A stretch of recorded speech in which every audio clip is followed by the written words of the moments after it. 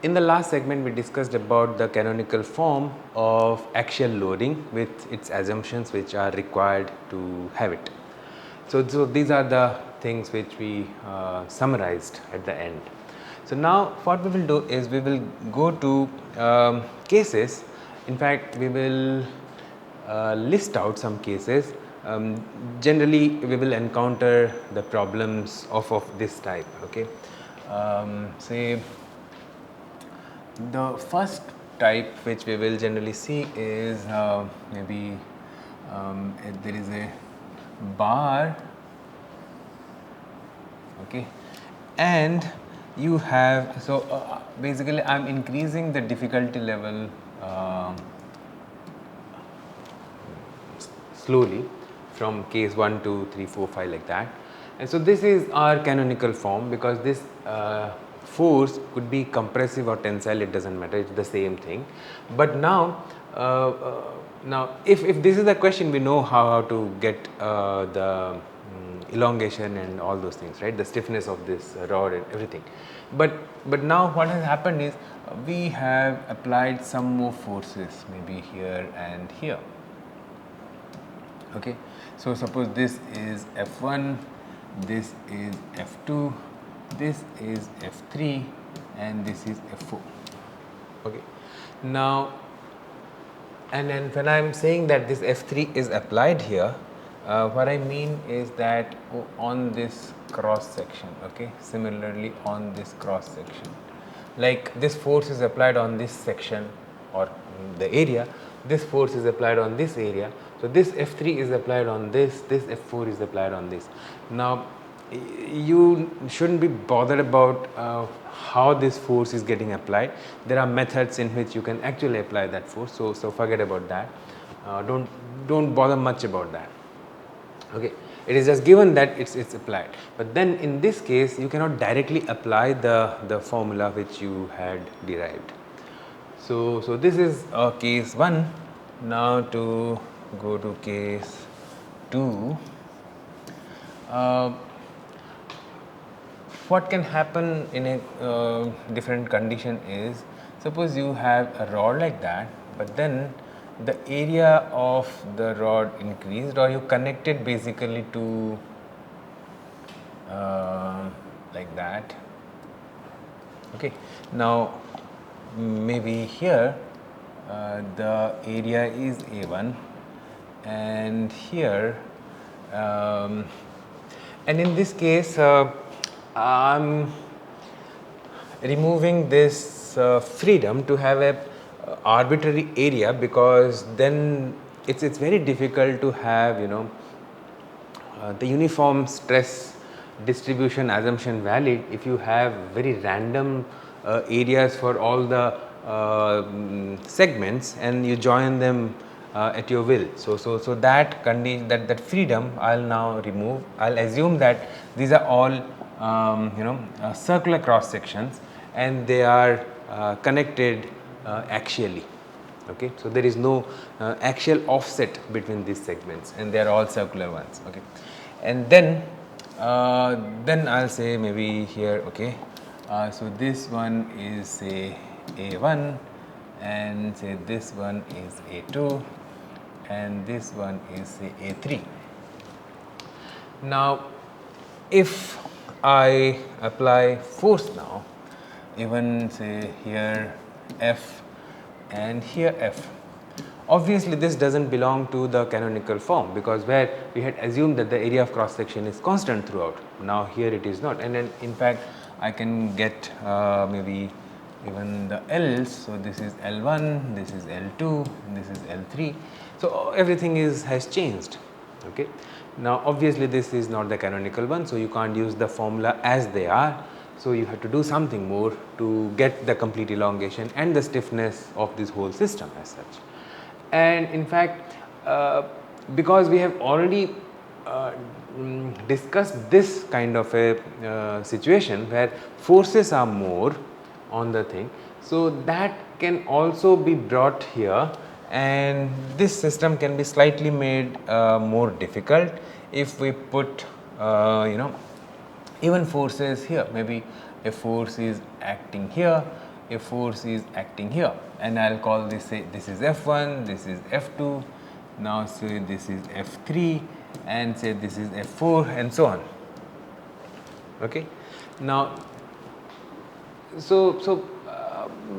this is not any more difficult than the first one which I told plus this one. Okay. So, the concepts which we will, and then we will see how to handle such problems separately. Okay. I am just now in this segment I will be listing out, and then in future segments we will see each of these problems, what should be your strategy to solve these problems. Okay. Then coming to the third one, maybe what is happening is the area of cross section is changing continuously. Okay. Here the area was changing, but it was not a continuous variation.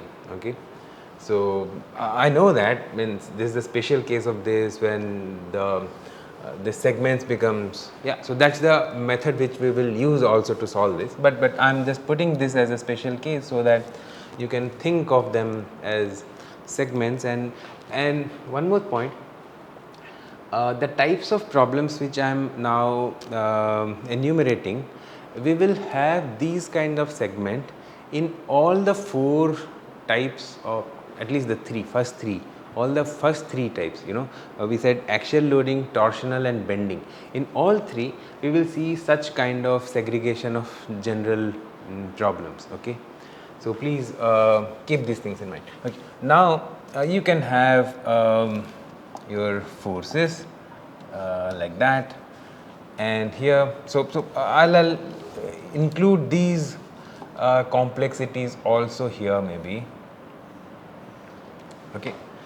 Then, so that it will be more general as we go to different steps, and so maybe here F1 and like this. So, I will call this F1, F2, F3 and F4, such a condition. And this is where the area is changing continuously, but there can be another condition where maybe the force is changing continuously. Okay. For example, in a situation where you have, you know, there is a uniform rod, or to increase the complexity, let me do this even here. Okay. So, such a bar is hanging, but not only this, the thing is the gravity is acting in this direction. Okay. And suppose you are trying to figure out the elongation, then the area is changing continuously, and the force also which is acting on this whatever bar or whatever you can call it, that also is changing continuously. It is not same, because if you see this point, the whole of the weight is acting, whereas at this location only this much portion is trying to pull it down. So, the force is continuously varying. Okay. So, this is a situation where things, either area or the force, they are changing continuously. In fact, whenever I am saying that force and areas, I am not mentioning another parameter which can also vary, and that is the material. Okay. It is not necessary that in this thing this segment should be of the same material as this segment. It could be of different material. Maybe E is here, say E1, here it is E2, and here it is E3. And similarly here the material property also may be a function of the distance x. So, in this direction it is the function of x, could be. So, like that. So, there are 3 things, that means which can vary. One is force, area and material. So, anything when they are changing, so they pose different sorts of problem to us. And what I had noted them as, okay, the fourth one I will try to squeeze it here maybe, so that in one I can shift the whole thing a bit maybe. Okay. Okay. Okay. Yeah. Then I'll put it here. The fourth case, which is one of the very important cases, and that is you have a rod as usual, or I can, anyway I am increasing the complexity, right. So let me do that. Suppose you have this kind of a rod, sorry, I wanted it to be any form like that, okay, and maybe, yeah. But then what is done is you have put a wall here, and on this side also you have put a wall, and then you are applying different forces. Maybe here there is a force F1, here there is a force maybe F2, and so on, maybe F3, so like that. Now this is a problem which does not belong to any of these category, because on this case both sides are constrained. So this is a problem which is called the statically indeterminate cases. Okay, so that means if you do not consider the flexibility, little flexibility of these rods, then there is no way that you can evaluate the ground reactions. Okay, so if you, so suppose this is the x axis, you can say that the reaction from this side, say A side, and reaction from B. Now, so that will be equal to the summation of all these forces. That is the maximum which you can tell about if you do not use your knowledge about the flexibility of them. You can never exactly tell the distribution of reaction at A and reaction at B. Okay. But then if you use the conditions of compatibility, that means there is no gap which is being developed. Okay, so these are all connected, fixed to each other.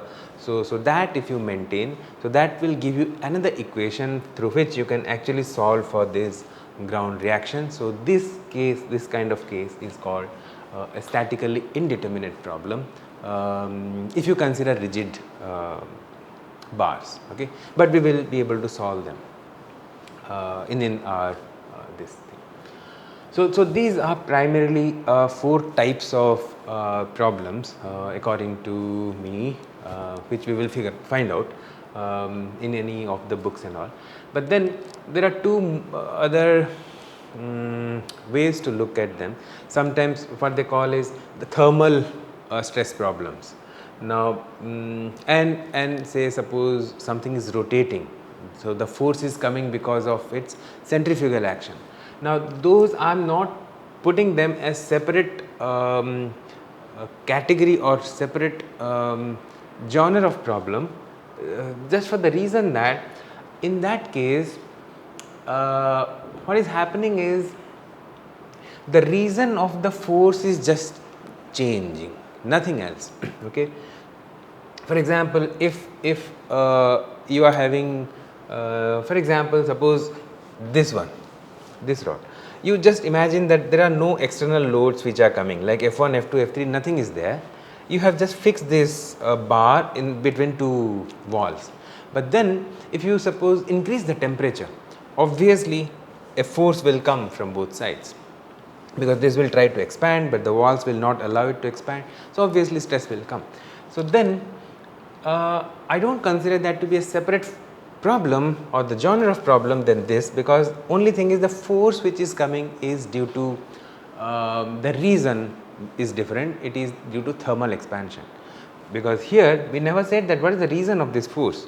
So there also only difference is that reason is known, but rest all is the same. Similarly, as I was saying, you know, about the rotating thing. So if you rotate a rod, suppose even this rod, if you rotate about this axis, what happens is all these F1, F2, F3, F4 are suppose not there. Still you will have the centrifugal force which is acting at every location, and that will become something like this, where the force is gradually or continuously varying from point to point. So imagine that this is a uniform area cross section rod, and it's hanging in a uniform gravity field, and that one is so that's like, you know, a rod which is in a non-uniform gravity field, because the acceleration, the centrifugal acceleration is changing every location. So that is also not different from this genre in a way. So what my point is that these are primarily the thing. If you have understood how to tackle any of these problems, more or less all the types of problems which you will encounter, you will be able to solve them easily. So that means and then in the subsequent segments, what we will do is we will take up these cases, and we will see how to what should be our strategy to handle those problems. And as I was saying, in torsion also, in bending also, we will follow the similar approach and similar genre of problem.